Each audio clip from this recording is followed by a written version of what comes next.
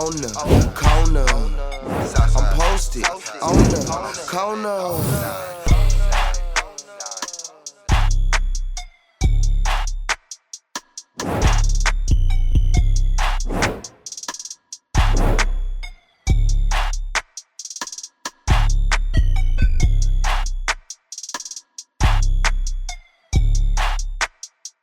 You posted on the corner with yours truly incognito. And DJ Mrs. Not DJ Mrs. What's up? You gotta come home. The kids miss you.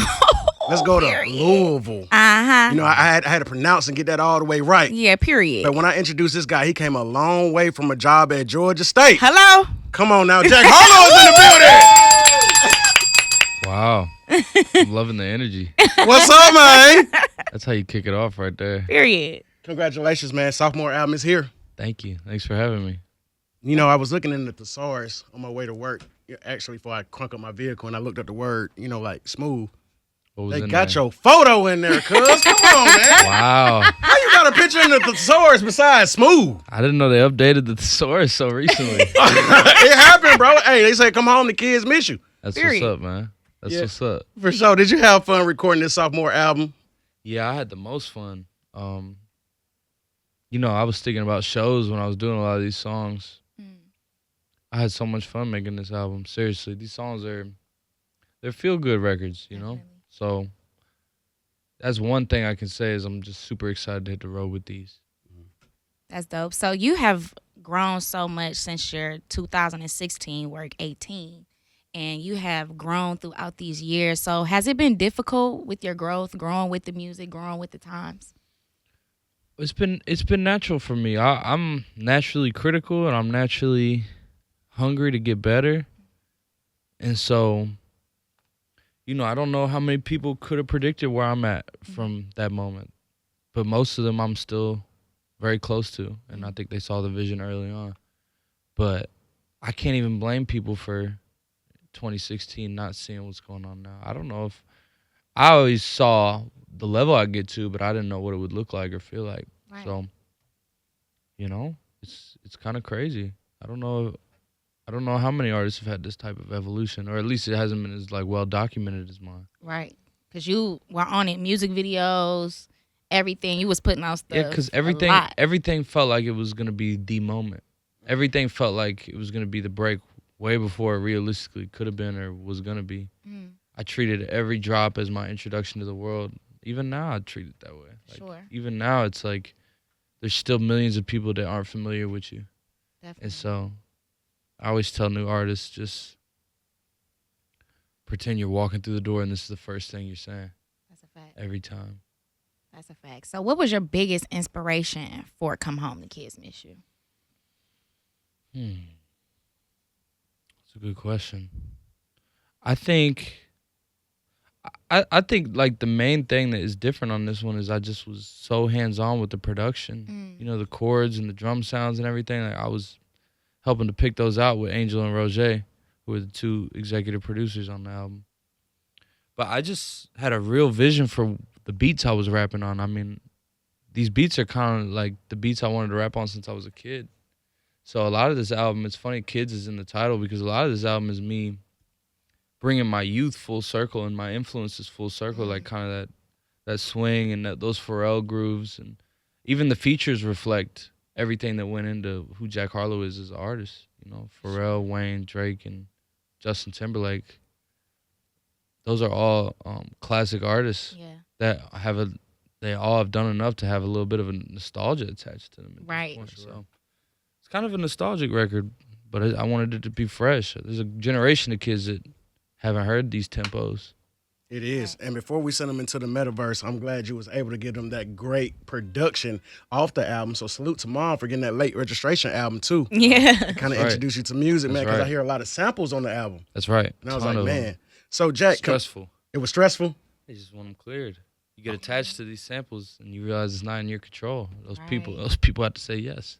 That's real. But That's then real. you know, there's a couple songs that got left off the album that the sample didn't get cleared, and it was just a small garnish, but it had so much emotion that we were just like, we're not gonna put it on there without the sample. So samples, you know, there's a lot of emotion in them. For sure. Compared to the debut album, the sophomore album is here now. Which one do you feel? Was there any pressure on any of them? Oh yeah, always. I mean, most of it is something I create, just my own pressure. But I mean, I have such a loving fan base, but I also have like a big community of people that are very skeptical of Jack Harlow. You know, that don't think I belong here, that it was gifted to me. So you know, those people aren't in the back of my mind all the time when I'm creating, but I am aware of them. And so I definitely feel like I have a lot to prove. Even after this album, I still have more to prove. You know what I'm saying? It's like an underdog mentality. I think I used to be the underdog. I think now that, you know, we have a couple chart-topping records and like things are working, I think it was easier for people to, some people to root for me beforehand a little bit, because now it's like they feel like, oh, they don't need to add nothing. People, they feel like I'm already there, so anything they add is just surplus. I don't need the support in their eyes. So I think 2 years ago it was easier to hop on the. I don't even want to say that.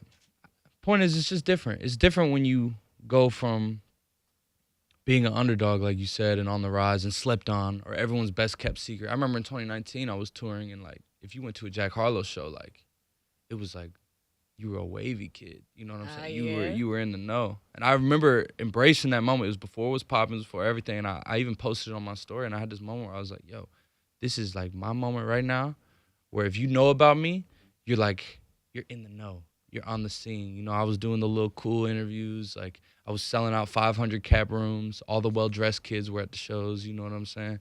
And now it's 2 years later, and everyone knows. Yeah. So it's like, and it lets you know how much music is really fashion for a lot of people. A lot of people don't love music. They just love fashion.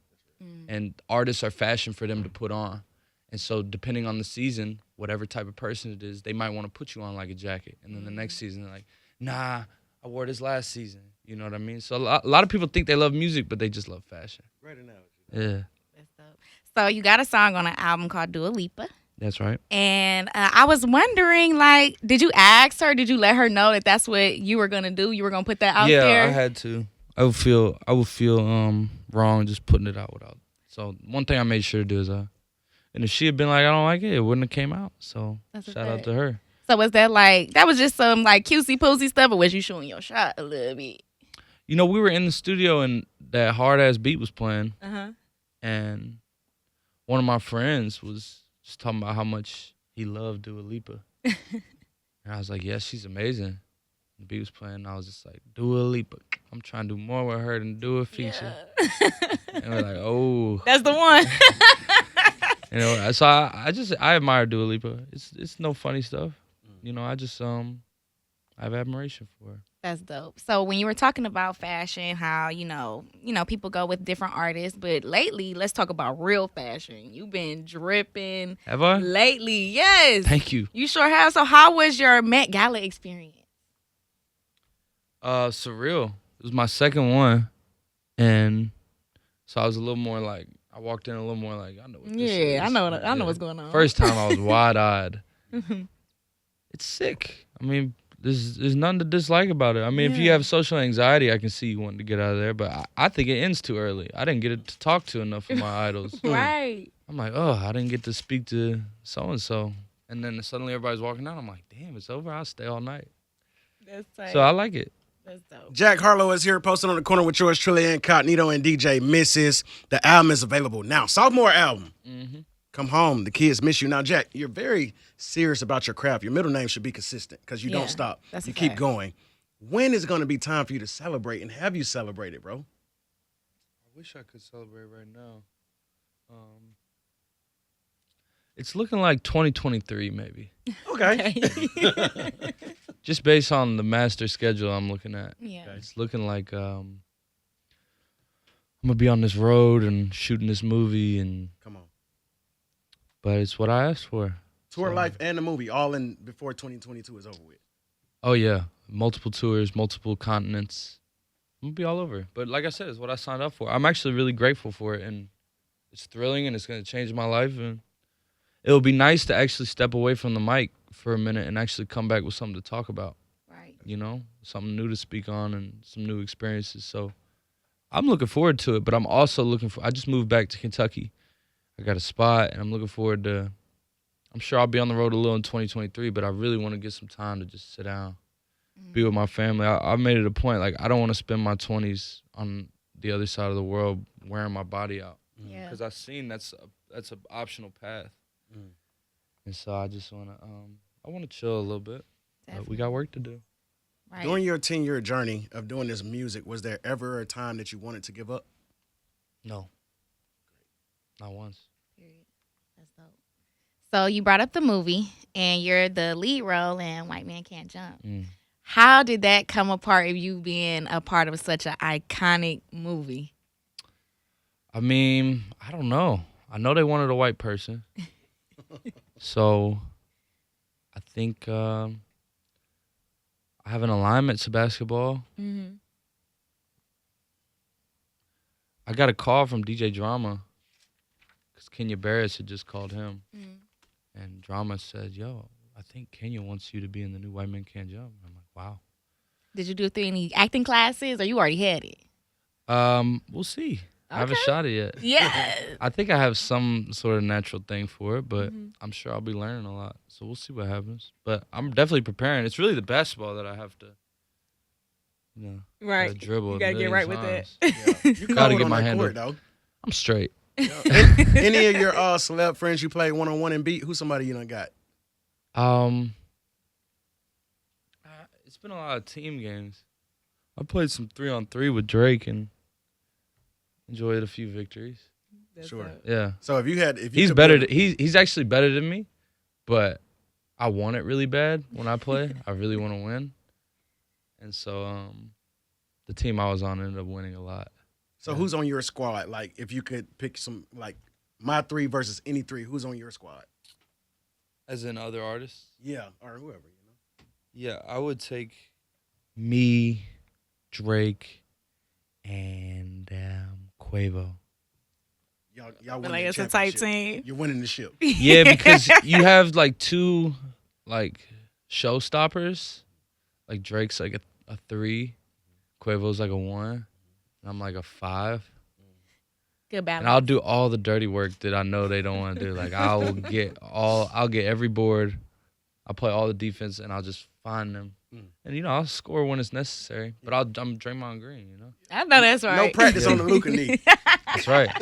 When I have to activate Luka, I will. So I do have to ask, if it's one thing about this industry that you could change, what would it be?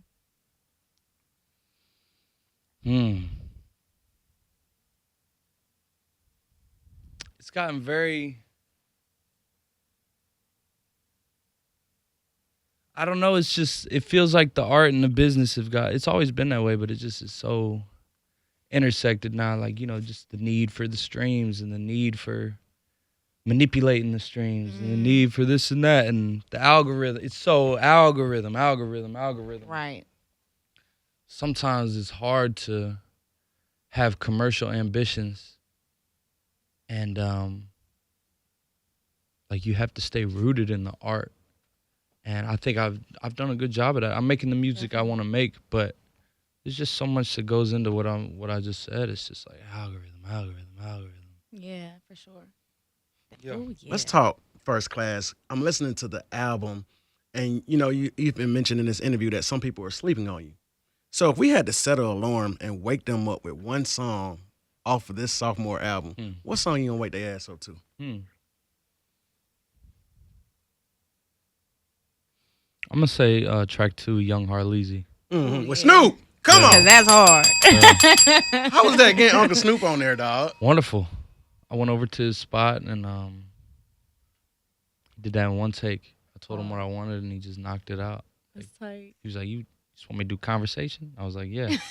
Just went in there, I played the beat, and he literally said those 20 seconds right there, and we just used it. Did y'all fire up? Huh? Did y'all fire something up? He did. I didn't. Okay, for sure. I didn't think I could hang, for real. Yeah, Uncle I wanted Snoop. to maintain my composure in there. What's one of your favorite Snoop records, bro? I think, what's crazy? I think the best hip-hop song of all time is Drop It Like It's Hot. I think that's the best beat ever. thick. I mean, Yeah. it's just the illest song ever. Shout out to Pharrell. Yeah, big shout out Pharrell.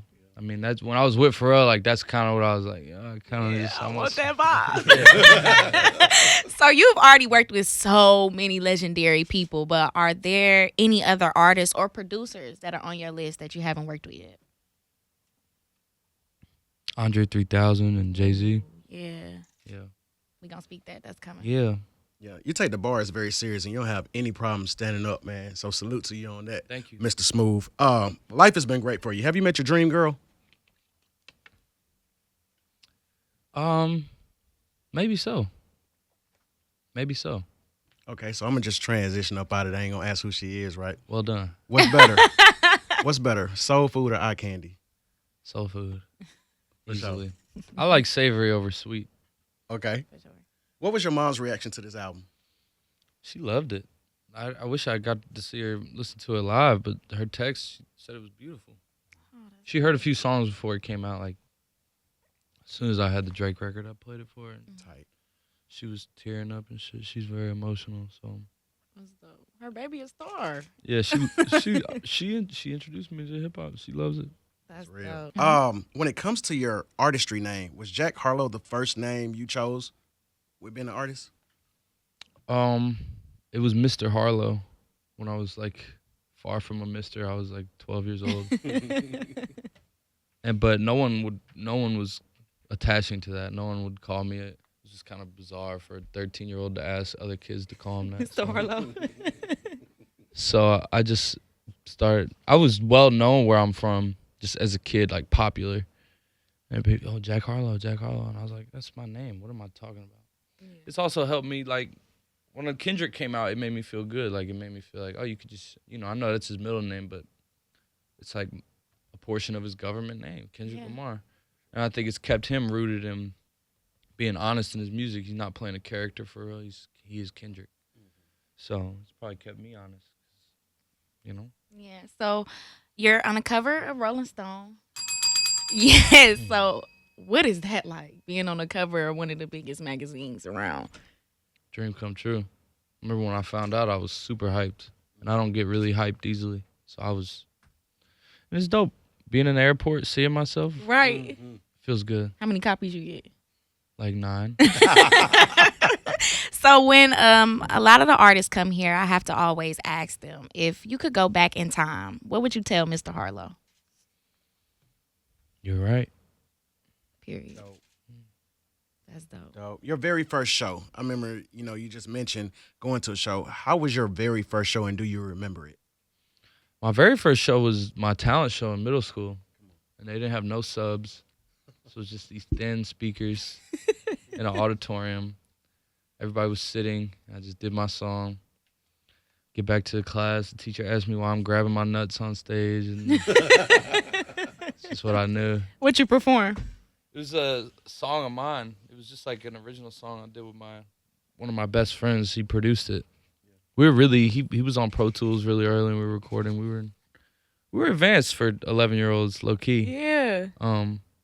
But I was like the grand finale of the talent show. It was funny. That's like, so tour is starting in September with the City Girls. What can we expect? And how did you come up with one of the City Girls to be on tour with you? Well, I did the Nail Tech video. With Carisha. Yeah, and Young Miami was in it with me, and we caught a vibe. Like, it was pretty brief. She had a short scene, but, I got to know her before we shot it. And I just thought she was, like, really cool. And I've loved the City Girls music since they came out. Yeah. It's hard as hell.